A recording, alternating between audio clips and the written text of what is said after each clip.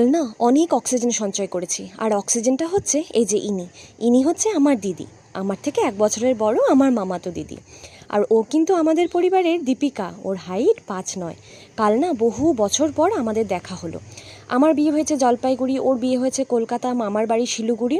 আসা যাওয়া লেগে থাকে, কিন্তু এইভাবে যে সময় নিয়ে দেখাটা আর হয় না। ওর কিন্তু মেয়ে 6 বছরের। কাল মেয়েকে রেখে দাদার সাথে পিসির বাড়িতে চলে এসছে, মানে আমার মায়ের কাছে। আর ও বললো তুইও চলে আয়।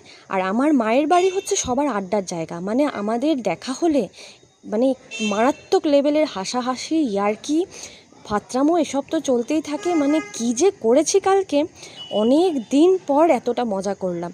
আর আমাদের না মানে সিরিয়াস থাকার মোমেন্টেও হাসি পেয়ে যায়। হয়তো এমন একটা সিচুয়েশন যেখানে আমাদেরকে সিরিয়াস থাকতে হবে, ও আমার দিকে তাকালো, আমি ওর দিকে তাকালাম, ব্যাস হেসে ফেললাম। মানে কী যে আমরা বাজে কাণ্ডকীর্তি করেছি। আর এটা হচ্ছে আমার বাড়ির পেছনের একটা জায়গা, এখানে ছোটোবেলায় আমরা অনেক খেলতাম, প্রচুর স্মৃতি, সেটাই ও আমাকে দেখাচ্ছিল। কাল যে দিনটা এত ভালো কাটালাম না, মানে এত হেসেছি কাল, তাই বললাম অনেক অক্সিজেন সঞ্চয় করেছি। যাই হোক, আজ তবে আসি।